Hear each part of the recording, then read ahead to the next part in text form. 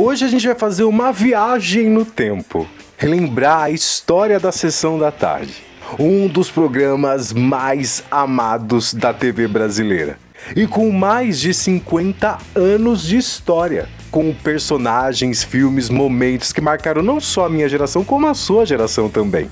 Acompanhe comigo tudo sobre a origem, os sucessos, as transformações e o que esperar do futuro desse ícone da TV, já que a Sessão da Tarde pode chegar ao fim em fevereiro de 2026. Em 1974, a Globo estreava a Sessão da Tarde, com o objetivo simples de atrair o público para as tardes e também consolidar a sua programação.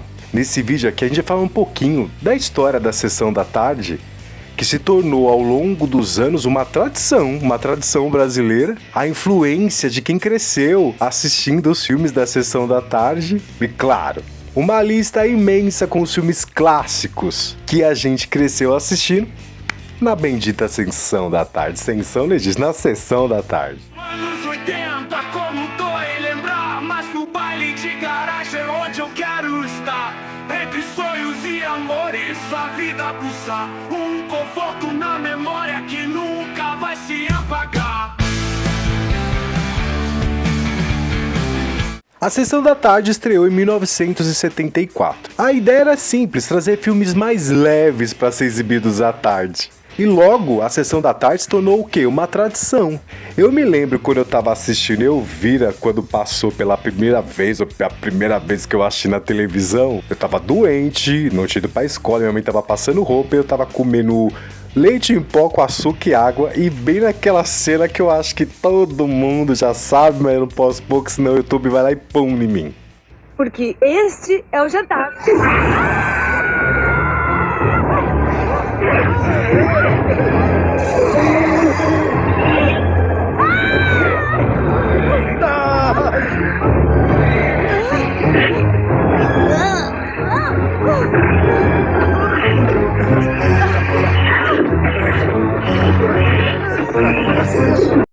A vinheta da Sessão da Tarde era bem simples, feita pelo departamento de arte ali da Rede Globo, vinheta com técnica analógica, com estética ensolarada, o que pra mim dava aquela sensação de tarde tranquila, tarde boa. Boa pra quê? Pra assistir um filme. Cada década trouxe um estilo. A Sessão da Tarde sempre mudava junto com a tendência e com as influências de cada década, mas a música de abertura é inconfundível. Mas possivelmente a Sessão da Tarde pode ter seu fim, ou como a Folha de São Paulo e a revista Contigo já disseram, a Sessão da Tarde fará uma pausa para a transmissão dos Jogos Olímpicos de Inverno em fevereiro de 2026. Mas há outros rumores circulando por aí sobre o fim da Sessão da Tarde. Concorrência com streaming, mudança de hábito do público, reorganização na grade ou a baixa audiência. Mas para dar início aqui a essa lista de filmes de pura nostalgia que a gente assistiu na TV aberta, na Sessão da Tarde, quero dizer que eu sou o cara que não é muito apegado com filmes românticos, filmes de amor, ou com aquelas histórias bem melosas, enfim, a hipotermia. Mas eu não gosto quando as pessoas falam mal de alguns filmes que marcaram a minha geração, como Meu Primeiro Amor, de 1991, um filme sensível sobre crescer, amar e lidar com perdas. Vamos orar. Quer subir na árvore, Tomás Jota? O rosto dele tá feio. Cadê seus óculos? Ele não enxerga sem os óculos. Coloque os óculos nele. Coloque os óculos nele. Ele ia ser acrobata. Ele se foi. Me larga, me larga! Manequim, galera, de 1987, que tem uma trilha sonora Everybody Together. A história é sobre Jonathan, um jovem artista, que consegue arrumar um emprego numa loja de departamentos. E ele acaba se apaixonando por Emma. Mas qual o problema, tio Will? Emma é um manequim. Que foi? Não gostou da Sharp nova? Não muito. Que forma engraçada de dizer oi. O que tá acontecendo aqui? Meu nome é Emma Ezerê, mas pode me chamar de Emma. É brincadeira, não é? Um trote de iniciação da empresa. O Hollywood contratou você, Ninguém não foi? me contratou, Jonathan. Mais um filme assim de romance que eu gostei, eu curti muito, mas infelizmente quando ele passou na TV aberta, eu peguei ele já pela metade. Tem uma fotografia muito linda, muito incrível. China, a Rainha das Selvas, de 1984.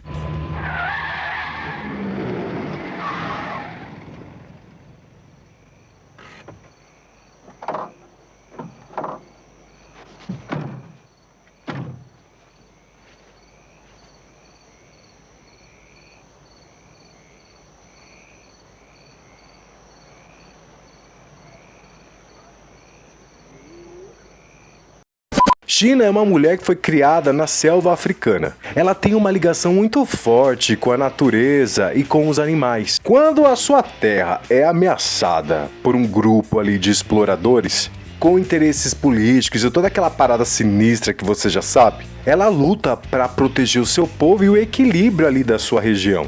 Nesse processo, a China se envolve com um jornalista americano. Ele vai até a África porque a ideia dele é fazer uma matéria assim, Everybody Together. De início, ele vê a China assim só como uma história, vamos dizer assim, como uma matéria exótica. Só que a relação entre esses dois acaba se misturando, se entrelaçando, enamorando, como diz o macaco do Rei Leão. Porque é um choque cultural, são duas pessoas diferentes. É um contraste entre um mundo moderno e uma vida bem simples.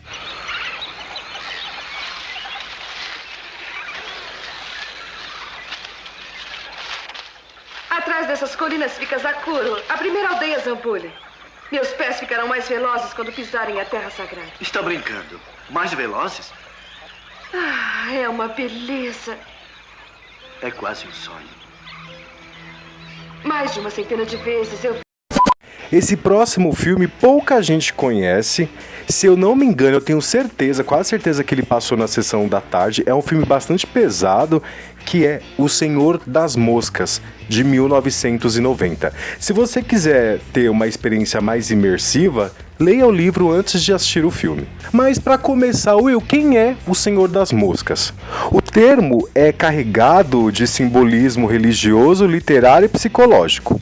A tradução literal do hebraico no sentido religioso. O Senhor das Moscas é Beelzebu. No Antigo Testamento, esse nome era usado de forma pejorativa pelos hebreus. Era uma forma de ridicularizar outro deus, sugerindo que ele seja apenas o senhor de um monte de moscas ou de excrementos. Agora, na demonologia, com o tempo, o cristianismo absorveu essa figura Beelzebu. E com isso, Beelzebu foi se transformando no príncipe do inferno, o próprio Satã.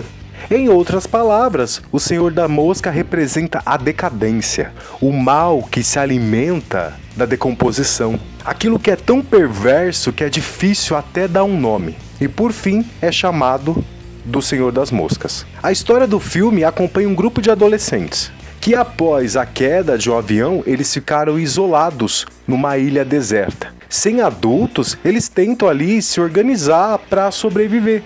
Eles criam regras, escolhem líderes.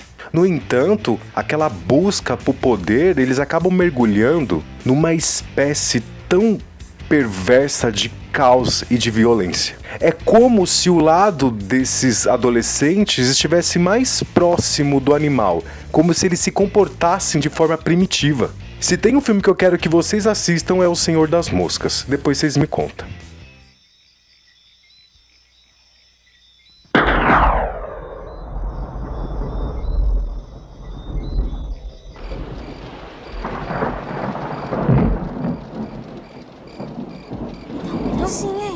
Dá um pedaço desse seu bolso. Ai, eu não tô comendo quase nada. Você tá botando tudo pra você. A Sessão da Tarde também teve filmes que se tornaram, clássicos inesquecíveis, como Os Goonies, de 1985. Que é a história sobre o grupinho de jovens que acaba encontrando um mapa, e nesse mapa tem a marcação de um tesouro escondido. Chocolate, agora, tem que fazer a cobertura ficar um pouco enrugada. Só um pouquinho. Assim. Agora lembre-se, só de um lado. Quero chocolate. Depois Eu tenho um Baby Roots. você põe na geladeira. Root, Deixa lá até o chocolate. baby. Deu a louca nos Monstros, de 1987. Adolescentes que são fãs de filmes de terror formam um clubinho na Casa da Árvore. E ali eles acabam lendo um livro e uma parada muito sinistra esse filme aqui.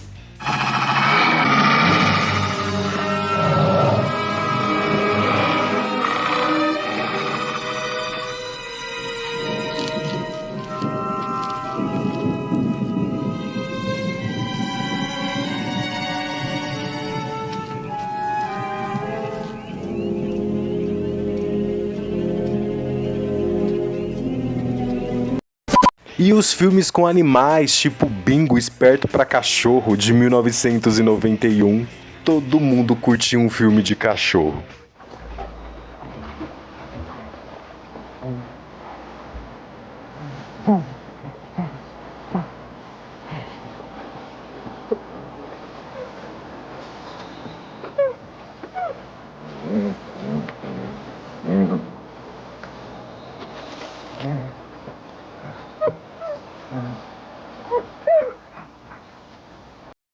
E quando o personagem principal do filme não se trata nem de um cachorro e nem de uma pessoa ou de um monstro, e sim de um robô. Short Circuit, de 1986, é o filme da minha infância.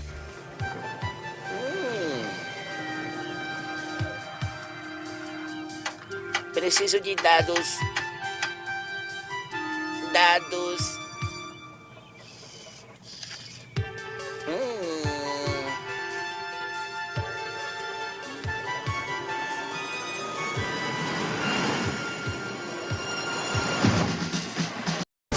Johnny 5 é um robô militar que, depois de levar um choque, cara, literalmente um choque, ele passa a agir como se ele tivesse ganho vida própria. Convencido que ele não é só um monte de latas e parafusos, o Johnny foge do laboratório onde ele foi desenvolvido.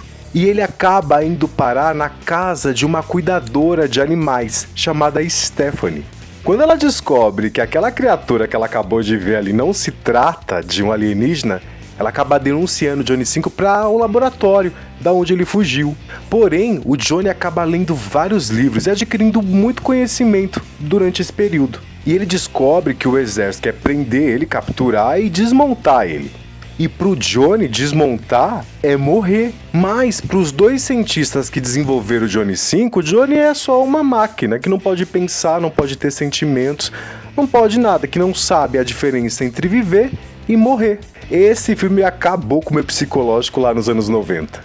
Logo atrás, e cabeça a cabeça, vem do... servindo o demônio que está levando para uma vida profana. O demônio...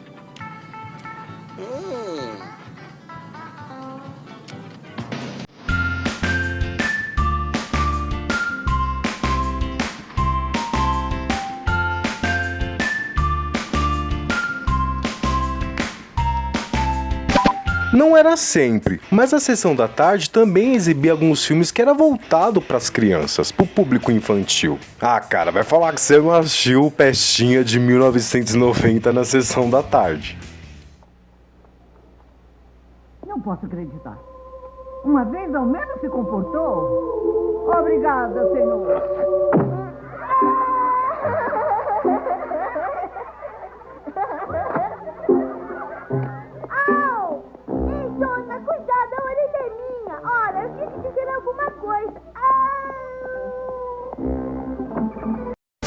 E como não falar de um filme que foi sensacional pra época, como O Gênio do Videogame, de 1989. Acho que foi a primeira vez que os meus pais e os seus pais conseguiram ver o quão extraordinário era um videogame. Que não era um aparelho feito só pra estragar o tubo da sua TV de tubo.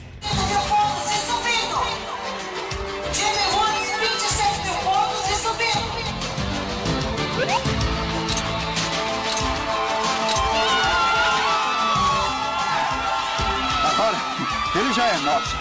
Eu avisei vocês. Nós temos um acordo, senhora Petra. Cala a boca. Tá bom. O próximo filme dessa lista aqui, que é pura nostalgia, Sessão da Tarde, Quero Ser Grande, de 1988. No chão estão os corpos dos anões do gelo.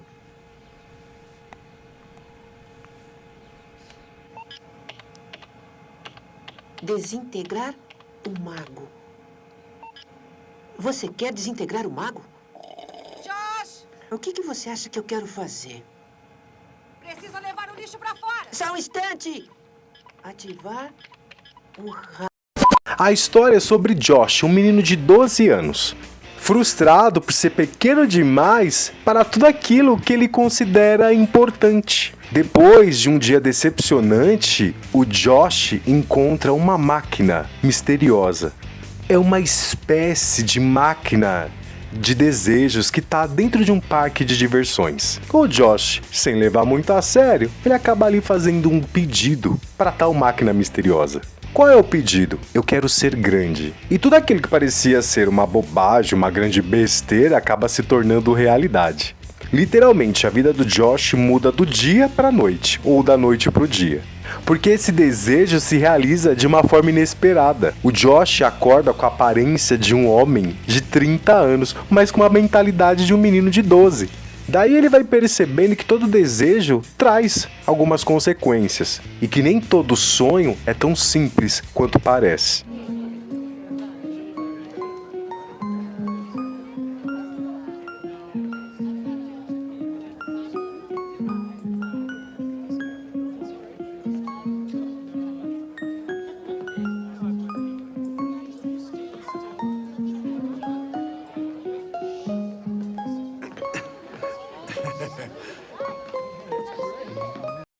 Galera, eu sempre tive medo de me perder na rua à noite. Porque eu já passei por uma experiência bem zoada de me perder na rua à noite em meados dos anos 2000. E eu atribuí esse meu trauma a um filme que passou na Sessão da Tarde, Depois de Horas, de 1985.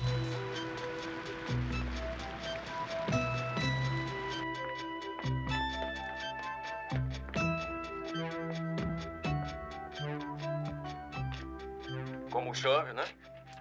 Ah, tá demais. Tá aqui. A passagem é $1,50. Quê? A passagem aumentou para $1,50 desde meia-noite. Uma noite aparentemente normal, mas que sai completamente fora do controle. A história é sobre Paul, um jovem solitário residente de Nova York. Paul decide marcar um encontro à noite com uma mulher que ele acabou de conhecer.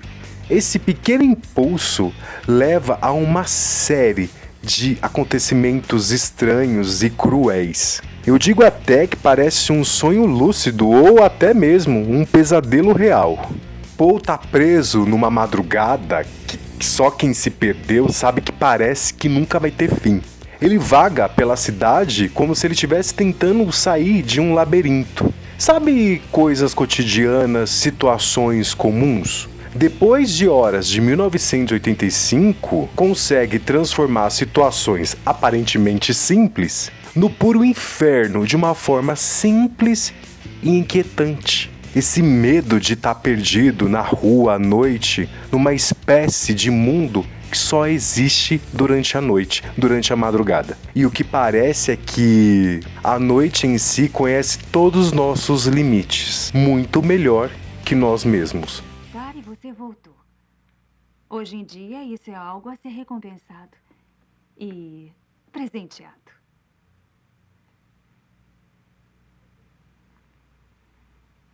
Você sabe o que é? Não.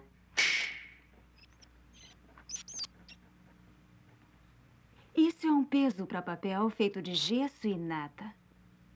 Eu comprei de uma... E lá na Sessão da Tarde que foi exibida algumas adaptações de games bem famosos. Eu lembro que uma vez eu fiquei perdido assistindo Super Mario filme de 1993. Eu não entendi foi nada.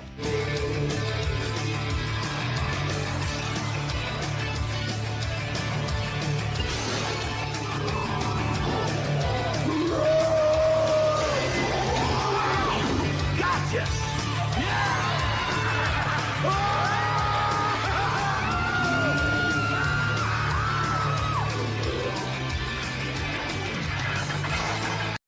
E o último filme dessa lista aqui de filmes pura nostalgia, boa parte exibido na sessão da tarde. Esse filme, ele foi inspirado num jogo de fliperama de luta, nos tempos em que os arcades ou fliperama tinha até cinzeiro embutido. Double Dragon, de 1994. Foi frenético demais.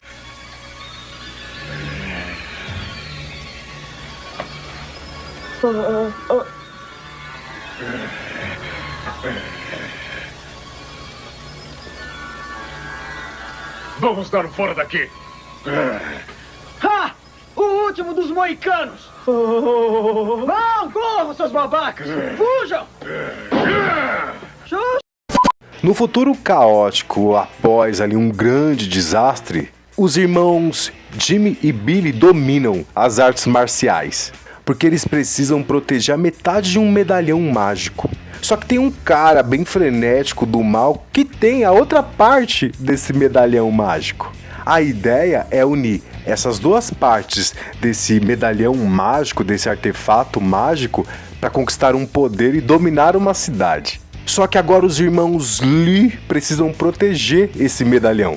E cara, esse filme pra mim tem uma pegada meio clima, sabe? De quadrinhos, parece uma inspiração de quadrinhos. Sei lá, um espírito meio noventista. E aquela nostalgia de quem jogou Double Dragon nos fliperamas. Abre a boca, lá vai outro aviãozinho. Chega de espinafre. A boca. Que nome esquisito. Acho que vou vomitar. Droga. Liguem o gerador. Já vou ligar. Mas e aí, galera? Agora eu quero saber de vocês. Quais são os filmes que pra vocês é pura nostalgia? Bom, tudo que é pura nostalgia tá aqui em cima da minha mesa, mas um filme que eu amo demais, de coração, é Deu a Louca nos Monstros, Short Circuit, Os Goonies, Ruas de Fogo, mas não passo vocês passou a sessão da tarde, mas isso aqui é história para outro vídeo. Galera, eu quero ver se eu faço um vídeo dos filmes de ação que eu tenho na minha coleção e falar um pouco a respeito desses filmes. Me deixa aí no comentário, você quer um vídeo sobre filme de ação dos anos 80? Comenta aí que o tio Will vai adorar te responder. Então é isso, galera, eu vou ficando por aqui, eu espero vocês no próximo domingo, 10 para 5 da tarde. Tchau!